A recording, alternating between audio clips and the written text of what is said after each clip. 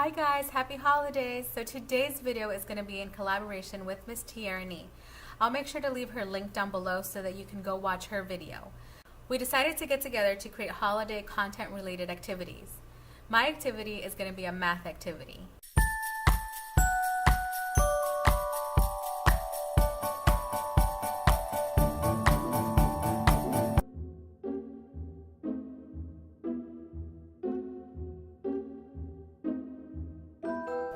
I was inspired by none other than the storybook Home Alone. Have you watched the movie? If you haven't, it's a must-see for this holiday season. It's one of my most fondest childhood memories. You can find the book at Barnes & Noble. I bought it a few weeks back. I decided to bring the storybook because the movie isn't quite appropriate. It has foul language and some violence. Now, the book itself really tones down the violence and the foul language is non-existent. If there are students in your class that don't celebrate Christmas, just make sure you have an extra activity or find another place where they can be for the meantime. There's not a lot of Christmas reference, only the first page and maybe in the last page where it says Merry Christmas, but it's not Christmas heavy. Now, the math activity, on the other hand, that everybody can do. It's titled Battle Plan, so it doesn't have a Christmas reference to it. I'll leave a link down below to my TPT store where you can find this product titled the Battle Plan. I'll make sure to leave a link down below where you can find this product, the Battle Plan, in my TPT store. For a limited time only, I will offer it for free, so go ahead and get your hands on it right now.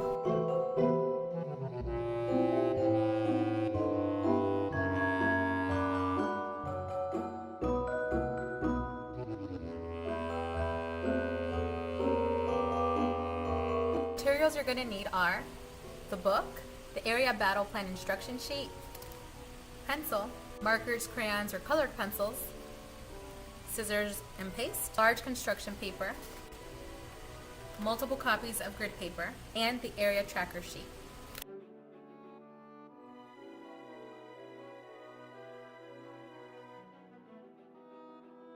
To organize the materials, I'm using this scrapbook bin that you can purchase at Michael's or Joann's.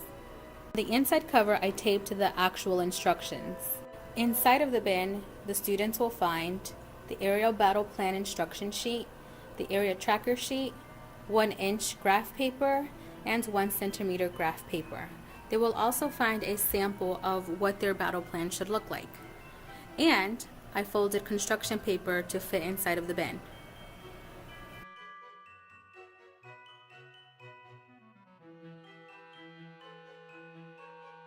This activity is great for teaching multiplication or reviewing multiplication. Start off by teaching area, and we talk about how area is the measure of space within a shape, counting the square units. We graduate the students to thinking about area as rows and columns.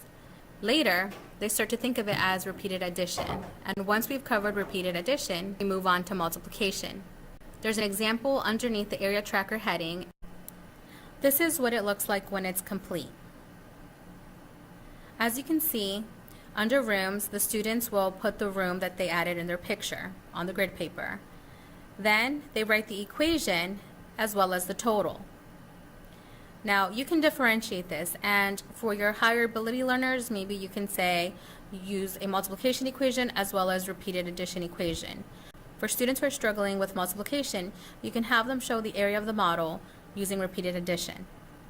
Underneath, as an extension, you can have them add up the total area of their rooms. How do they know which equation to use? Well, we talk about area. So if you look at the area of the bedroom on the far left corner, you'll notice that it has 4 rows and 4 columns. Thus, the equation where it says bedroom is either 4 times 4 or 4 plus 4 plus 4 plus 4, which equals a total of 16. You can do this a variety of ways. You can have them come up with their own areas, or you could have them roll the dice and have them show the area of the 2 dice. For instance, if they roll a 2 and a 4, they might draw a room with an area of 2 rows and 4 columns for a total area of 8 square units.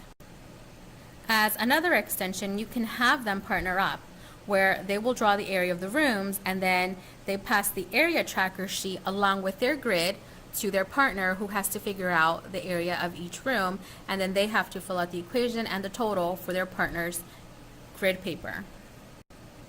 They can add all kinds of traps that they would want in their battle plan. Directions of the area battle plan have been provided.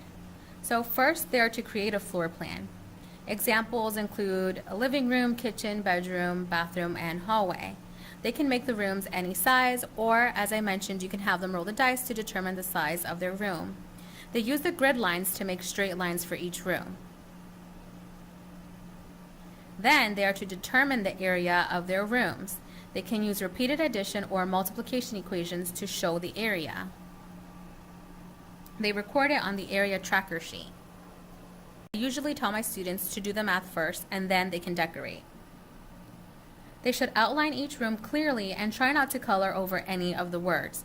What happens a lot of the time is if you let them color in the area of each room, they'll probably color over words and pictures and you're just going to get a big blobby mess. When they're done, I have them cut out the outside of the grid as well as the area tracker so that they can paste it onto the construction paper. They should mount both on the construction paper side by side. And don't forget to tell them to write their name and the title of their plan. And if you're wondering why I provided two types of grid paper, it's for differentiation purposes. So if you have students who are struggling with their multiplication tables and they're more comfortable with smaller numbers, then you can provide the 1-inch graph paper. If you have students who are more comfortable with multiplication facts, then you can provide the 1 centimeter graph paper so that they can work with bigger multiplication equations. Thank you so much for watching this video. I really hope you enjoy this activity if you get a chance to do it with your students. Don't forget that I'm going to leave a link down below to my TPT store where you can find this product. Check out Miss Tierraney's video. I'm going to leave a link down below for you to go watch the video. Also, if you haven't watched my Vlogmas videos, I'll leave a link down below to my first Vlogmas video. If you haven't already, check out my contest. It closes December 27th. I'll also leave a link to that video down below. Like, comment, share, and subscribe. I'll see you in the next one. Bye guys!